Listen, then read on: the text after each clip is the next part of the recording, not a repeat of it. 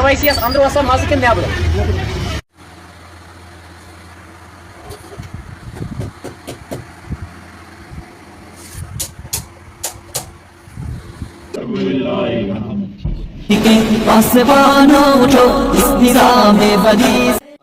Doctor बारी नायक, जो हम आंख बंद करके डॉक्टर बारी नायक के ऊपर भरोसा करते हैं और करते भी रहेंगे।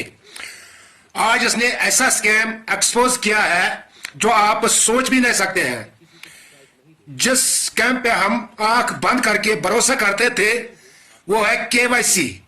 जो श्रीनगर में केवाईसी है टीम, उनको एक्सपोज कर लिया है। डालो पैसा लोगों के अकाउंट में, डालो पैसा लोगों के घर बनाओ। और आप ये देखें कि जिसपे हम आंख बंद करके भरोसा करते थे केवाईसी टीम जो है, और उस पे अब कोई पैसा नहीं डालना है, क्योंकि डॉक्टर बारी नायक जो है उसने इस स्कैम को एक्सपोज किया है। ये टीम जो है कितना गलत कर रहे हैं लोगों के साथ, और ये आप इस वीडियो में आप देख सकते हैं। और डॉक्टर बारी नायक, हम यही कह सकते हैं लास्ट में, डॉक्टर बारी नायक जिंदाबाद। डॉक्टर बारी नायक एक अच्छा आदमी है, एक सच्चा आदमी है। कितने स्कैम्स ने लोगों के सामने लाए हैं, और जहां कोई पहुंच नहीं सकता है वहां पर डॉक्टर बारी नायक पहुंच सकता है। और उसमें हम आंख बंद करके भरोसा करते हैं डॉक्टर बारी नायक।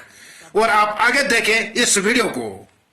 अस्सलाम वालेकुम रहमतुल्लाहि व बरकातहू। मैं डॉक्टर बारी नायक, टर्मिनेटेड प्रोफेसर। ये जो आज मैं वीडियो आपके सामने ला रहा हूँ, इसको प्लीज़ आप जितना ज़्यादा हो सके शेयर कर लीजिए। चाहे आप FB पे करेंगे, यूट्यूब पे करेंगे, इंस्टा पे करेंगे। मैं किसी को स्ट्राइक नहीं दूंगा, ना मैं किसी को मना करूंगा कि आप मत चढ़ाओ। आप फ्री हो, आप चढ़ा सकते हो, क्योंकि जो भी मैं काम करता हूँ वो राह हक के लिए करता हूँ, लोगों के लिए करता हूँ, सोसाइटी को बचाने के लिए कर रहा हूँ। मैं पर्सनल गेन्स के लिए कोई वीडियो नहीं बनाता हूँ। जैसे आप लोगों ने देखा वो कोशर बुआ पारा से वो क्या करता था, पर्सनल गेन्स के लिए बना था। और जब वो एक्सपोज हो गया, इन्फ्लुएंस हो जाते थे लोग, उसके बाद उसने मुझे 2 स्ट्राइक्स दी और मेरा पेज बंद हो गया। इसलिए रिक्वेस्ट करता हूँ आप ये शेयर कर सकते हो। उसके बाद आज जो टॉपिक है वो एक्चुअली KYC जो श्रीनगर में बिमना में था, यावर साहब का, उसके बारे में आप लोगों की जो आंखों पे पर्दा है उनको मैं आज उठाऊंगा। दिसंबर 1st वीक में मेरे पास एक बहन आती है। वो कहती है मैं जो ये यावर साहब है KYC श्रीनगर, इनके साथ मैं रह चुकी हूँ और वो ठीक बंदे नहीं है। तो मैंने उससे कहा देखो मैं ऐसे ही आपकी बातों पे भरोसा नहीं कर सकता हूँ, मुझे लगेंगे 2-4 महीने इनको डिग आउट करने में, तब जाके मैं आपको बताऊंगा कि करना क्या है। और उसने 3 चीजें कही। उसने सबसे पहले ये कहा कि मैं पुलिस डिपार्टमेंट के पास गई थी। उन्होंने क्या किया वो मैं नहीं जानता हूँ। उसके बाद उन्होंने कहा मालिक मकान के पास गई थी। मैंने उससे कहा कि यहाँ गलत होता है। उस मालिक मकान ने सीधे इससे कहा कि जो भी वो कर रहे हैं मुझे उससे लेना देना नहीं, मुझे अपने पैसों से मतलब है। और एक चीज उस लड़की ने कहा, मेरी बहन ने कहा कि मैं इतनी इनसे इन्फ्लुएंस हो गई थी, मैं 1 कनाल जमीन जो श्रीनगर में करोड़ों की प्रॉपर्टी है वो इनको देने के लिए तैयार थी। लेकिन जब मैंने इनका कैरेक्टर देखा, जब मैं इनका बाकी चीजें स्कैम्स देखे, मैंने फिर इनको मना किया। कब बहन आप कब आए थे मेरे पास उस दिन जो KYC का मसला था? डॉक्टर साहब आप ठीक हो? हाँ मैं ठीक हूँ, आप बताइए। जी मैं आई थी दिसंबर के लास्ट ऐसे 25 को 26 को ऐसे ही दिन थे, मैं आई थी। लेकिन दिसंबर के महीने में आपने मुझे उस दिन क्या बोला? KYC जो है यावर हैं जो अच्छा। DVC में हैं, इनको मैंने वहाँ इनकी पिक्चर सबके सामने लाई थी। इनको मैंने वहाँ पर करवाया था ये शेल्टर होम वगैरह का। लेकिन मुझे नहीं पता था ना ये लोगों को, पब्लिक को लूटते हैं। मुझे नहीं वो तब तक पता था ये कि मैंने इनको इसके फेस पर नहीं जाना चाहिए, ये सीधा साधा है। इसके मैंने उसी दिन मंडे को वहाँ पर इनॉग्रेशन हो गई थी। ट्यूसडे को मुझे इनका पूरा, क्योंकि इन्होंने ऑलरेडी, मैंने इनको 2-3 चोरियां पकड़ी थी, तब इन्होंने मेरे पैर पकड़े थे, हमें माफी दो। हम क्या क्या चोरी पकड़ी थी, क्या क्या किया था इन्होंने? एक तो वहाँ मैंने देखा था कि ये जो है फंडिंग वगैरह का, जब कोई इनको स्पेशली करता है ना, कोई फोन पे कॉल के आप हमें अकाउंट नंबर दो, ये आपस में ना जितने भी लड़के हैं ना झगड़ा करते हैं, आज मेरा नंबर दो, अकाउंट नंबर, आज मेरी टर्न है। फिर मुझे वो उससे भी शक हुआ। दूसरे उनको ना जो वहाँ पे बंदे थे उनको लॉक करके रखते थे, मीडिया के सामने उनको एक्टिव होकर ना रखते थे कि मतलब देखो हम इनके केयर करते थे, अंदर ये कुछ नहीं है। ऑटो में एक दिन में आई थी ना वहाँ से, उसी मुझे पता नहीं ऐसे मन में शक जैसा पड़ा, जिस ऑटो में आई थी उसी को रिटर्न मैंने वापस किया, चलो भाई वापस चलो। वहाँ से मैंने देखा 4 लड़कियां निकलती वहाँ से गेट से। जब मैंने इनको पूछा, इसके यावर के भाई को पूछा, उसने बोला ना ना ना ये मसलियत की। फिर मैंने चीखा चिल्लाया, मैंने बोला लेडीज तो मैं ही हूँ यहाँ पर, मेरी इज्जत के साथ मत खेलो, ये लड़कियां बोलो कौन है? बोले नहीं है।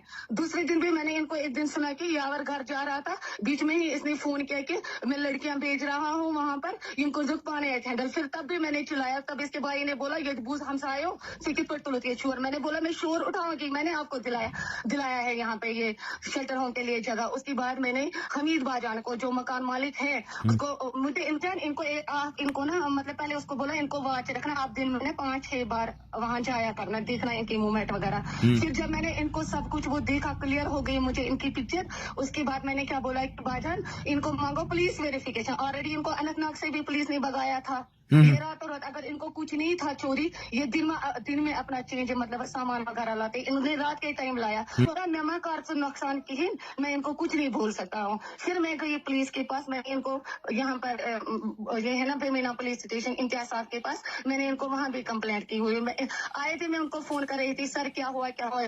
जब फिर उसने गौर नहीं किया, फिर मैंने भी अवॉइड किया। उसके बाद मैं आपके पास आ गई। ओके। मैंने 6 महीने तक रिसर्च किया, दिसंबर, जनवरी, फरवरी, मार्च, अप्रैल और मई आज चल रहा है। 6 महीनों की रिसर्च के बाद मुझे बहुत सारी चीजें सामने आ गई। सबसे पहले जो मैंने जो वो शेल्टर होम देखे, उसमें क्या होता है, वो पर्सनल यूज के लिए होता है और इतने गलत काम होते हैं आप कभी इमेजिन नहीं कर सकते हो।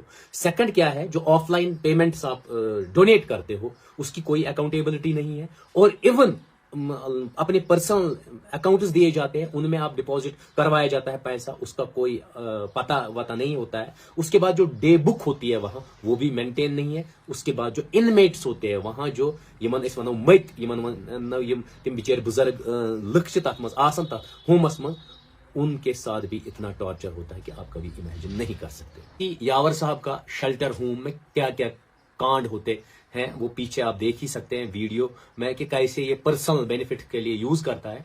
इवन ये मुझे एक दिन सुपर स्पेशलिस्ट हॉस्पिटल में मिला, इसने कहा मुझे सेल्फी लेने। मैंने कहा आप कौन? कहा यावर। मैंने कहा नहीं, आप मेरे रडार पे हो, मेरे साथ सेल्फी मत ले लो, ये अपलोड मत करना, ले लो लेकिन अपलोड मत करना क्योंकि रडार पे हो। उसके बाद मैंने उसको मना किया, तभी ये 5 महीने पहले की बात है। उसके बाद वो अभी रिसेंटली मुझे SMHS में मिला, वो लड़ने लगा, कहने लगा आप मेरे पीछे पड़े हो, ये कर रहे हो। मैंने कहा जो रियलिटी होगी वो मैं लोगों के सामने ले आऊंगा। उसने मुझे बहुत सारी ब्लैकमेलिंग के लिए कहा, मैं तुम्हें ये करूंगा वो करूंगा। मैं डरने वाला किसी चीज से नहीं, अल्लाह पाक के सिवा मुझे कोई डर नहीं होता है। इवन उसके बाद उसने, जब वो मिला, उसने कहा वो मेरी वाइफ है, उसके साथ मेरे फोटोग्राफ्स है, वीडियोस है। मैंने उससे कहा सीधे आप निकाहनामा दिखाओ, और आपको शेल्टर होम में ये गंदी चीजें करने की जरूरत नहीं थी। उसके बाद उसने बड़ा चिल्लाया, उसने कहा आपको नहीं पता है मेरे पीछे कौन कौन लोग हैं, मेरे पीछे कौन कौन सा बैकअप है। मैंने कहा कोई नहीं। अब आप देख लीजिए ये किन किन लोगों को वहां ले आता है और वो क्या इसके बारे में कहते हैं, लेकिन ये उल्टा क्या कर रहा है। पहला स्पीच आप इनका सुनिए। हम सबको, गवर्नमेंट का ही नहीं, हम सबका, जितनी भी डिफरेंट सेक्ट्स है सोसाइटीज़ के या जितने भी सेक्टर्स है, उन सबका सपोर्ट आना चाहिए, सबका सपोर्ट कंसोलिडेट होना चाहिए इनके लिए। And they should do whatever they can do in their capacities, whatever bit they can contribute towards them, towards their well-being, towards their shelter, they should do that. And I believe that they are doing a very well job, a very wonderful job, you know, without any ulterior motives and gains. तो हम सबको आना चाहिए सामने और इस initiative को मजबूत करना चाहिए, स्ट्रॉन्ग करना चाहिए, and we should अब देखिए सेकंड चीज जो है ऑफलाइन डोनेशन की। ऑफलाइन डोनेशन जो रमजानों में कलेक्ट हुआ 2.5 मींस 2.5 लाख रुपए एक ही बंदे ने अपनी फैमिली से कलेक्ट करके इस शेल्टर होम के लिए दिया था, यमन मटन खतर, ताकि यमन मेल खेन चंत रोज न जाए। उसके अलावा 2 लाख और आ गए। उस 5 लाख का कोई भी डे बुक में रिकॉर्ड नहीं है, वो ऐसे ही मतलब कहां किया गया, क्या किया गया पता नहीं। जब यावर साहब को यह पता चला कि मैं इसके पीछे हूं और इसको डिग आउट करने की कोशिश कर रहा हूं, 20 दिन से वो हर एक वीडियो में कहता है कि आप मेरे पर्सनल अकाउंट में मत डालिए पैसे, आप मेरे जो NGO का अकाउंट है उसी में पैसे डालिए। अकाउंट नंबर दिता कश्मीर कंपनी कत पे अगर कह स्कैनर तह जरूरत सन कॉन्टैक्ट नंबर दिता खाली काम खतर योत अट पे कर कहें फंड डोनेट। अगर कह अकाउंट नंबर या स्कैनर जरूरत कर व्हाट्सएप मैसेज करो स्कैनर सेंड। बाकी साहब क्या करते हैं, 3 पर्सनल अकाउंट्स है। एक अकाउंट है 49002 जो एक फीमेल के नाम से है, उसमें उसके बाद है और एक 01381 और एक है 5749 जो यावर साहब के नाम पे है। अब इस अकाउंट के बारे में बताऊं, ये मैक्सिमम लोगों को जीमेल भेजता था WYARWER@gmail.com और उसी के जरिए क्या अपना पर्सनल अकाउंट शेयर करता था। अगर आपको यकीन नहीं होता है, पीछे स्क्रीनशॉट देखिए, मैंने ये करवाया है अपने टीम मेंबर्स के जरिए ताकि ये उसमें पैसे डालेंगे। और मेरी रिक्वेस्ट है हायर अप से, पुलिस डिपार्टमेंट के शब्द से, अगर आप इन्वेस्टिगेशन कीजिए तो ये 3 जो अकाउंट है इनकी डिटेल्स, क्योंकि मेरे पास उतना पावर नहीं है, ना मेरे पास उतनी अथॉरिटी है कि मैं उसको डिग आउट करूं। आप इन 3 अकाउंट्स को देख लीजिए कहां से पैसा आया है और किधर गया है, तो आपको दूध का दूध और पानी का पानी निकल जाएगा। उसके अलावा इन्होंने बहुत सारे पॉलिटिशियंस को हमें बाहर निकल के ऐसे लोगों को मदद करने की ज़रूरत है जो ये ऐसा काम करें, और I think we will also try to help them. हमारी दुआ इनके साथ है। बहुत ही अच्छा काम है, बहुत नेक काम है। यूज किया, रिलीजियस स्कॉलर्स को यूज किया।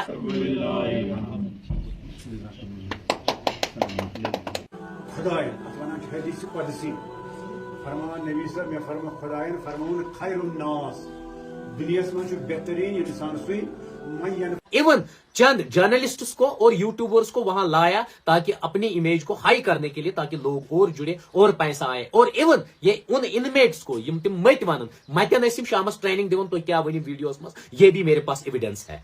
यम बुजुर्ग लुक अत शेल्टर होमस मज आए, यमन वनो मत यमन वनो इनमेट्स थे, उनको उन शेल्टर होम्स में आपको दिखाने के लिए रखा जाता है 2 महीने 3 महीने 4 महीने 5 महीने। फिर इनको कितना टॉर्चर होता है आप कभी सोच नहीं सकते हो। इनको इवन हाईवेज में रात के अंधेरे में निकाला जाता है, गाड़ी में भरा जाता है, जो इनकी वेन है उसको यूज किया जाता है। यसी मनो वेन अनिमो तथ मज हाईवेज पे त्र। अगर नहीं तो यकीन सारे को गॉडनेथ अगर वो मुश्ताक अहमद लोन, सन ऑफ गुलाम रसूल लोन जो निशात के है, वो आप वीडियो भी देख सकते हैं। उनको इन्होंने रेनावारी में छोड़ा, जो 5 महीने वहां रहे उसको इतना पीटा, वो आप वीडियो में देख सकते हैं। उसके बाद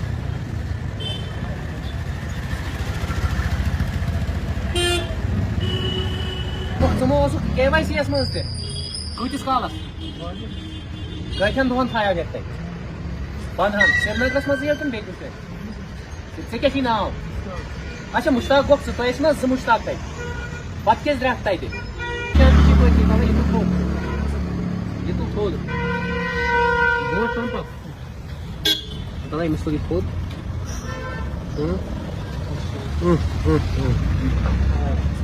े मार दुतमुत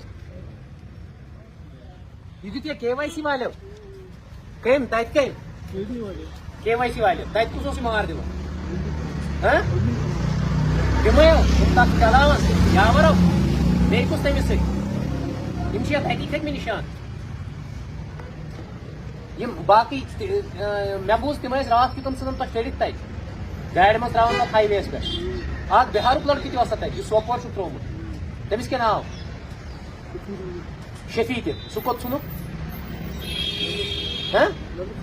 नबर वन ये सुनील कोडी हारजा कोडी और वो राजस्थान के थे। उनको 2 महीने पहले इन्होंने हाईवे पे, जो नेशनल हाईवे सोपोर जाता है, उस हाईवे पे 2 महीने रख के छोड़ दिया। उसके बाद मोहम्मद अफजल वानी, असदुल्ला वानी के बेटे हैं ये हैं, उनको भी उन्होंने ड्रैग आउट किया अपने शेल्टर होम, जो इनका शाल्टोंग में शेल्टर होम है HMT में, उनको निकाला, उनको बाहर फेंका, रात के 3 बजे उसको बाहर निकाला। उसके अलावा बहुत सारे और जो इनमेट्स है या यमन मत मानो तिम टॉर्चर कर पत लगावान नेबर, फिर वो हमें रोड्स पे मिलते हैं। ये पर्सनल गेन्स के लिए, एंटरटेनमेंट की मेरी रिक्वेस्ट है, ये जो शेल्टर होम्स है, गवर्नमेंट के पास खुद के शेल्टर होम्स है, जैसे कुलगाम डिस्ट्रिक्ट में है, बांडीपुरा में है, बारामुल्ला में खुद के शेल्टर होम्स है जो गवर्नमेंट के अंदर है। हम्बल रिक्वेस्ट करता हूं लोगों को वहां ये मत त्रहुक तत या बुजुर्ग लोग थयुक तत, और गवर्नमेंट के ऑनेस्ट ऑफिशियल से रिक्वेस्ट है मेरी, इनको शिफ्ट कीजिए आप अपने गवर्नमेंट शेल्टर होम्स में, ताकि अकाउंटेबिलिटी हो जाए और ये लोग भी सफर ना करे और इनको टॉर्चर भी ना सहना पड़े, ताकि जैसे ये यावर जैसे KYC वाले लोग उनको टॉर्चर ना करे, और ये इन शेल्टर होम्स को अपने पर्सनल एंटरटेनमेंट के लिए एक हब ना बना दे। और लोगों से मेरी रिक्वेस्ट है, अगर आप डोनेशन करते हो तो सोच समझ के उस बंदे को डोनेट कीजिए जो आपका पैसा मीन्स अगर तो सोचन छु कि मैं हजर दी अल्लाह ताला अम सिकन नेक अमलन मज करम ये अमल मतलब दर्ज, तो वो आपको गैर अमल में ना हो जाए। क्योंकि अगर ये एंटरटेनमेंट का हब बना, दारू पीने लगे, चरस पीने लगे, बाकी चीजें, और इवन अगर आप इनकी गाड़ियां भी देखोगे, अगर आप देखोगे गाड़ी इन्होंने लाई है जिसमें 12 जगह पे चालान हुआ है, means they violate traffic violations भी करते हैं ये हर जगह, कभी रॉन्ग पार्किंग, पोल्यूशन नहीं, बाकी चीजें नहीं। आप इनका धंधा देखिए क्या है। बाकी थैंक यू।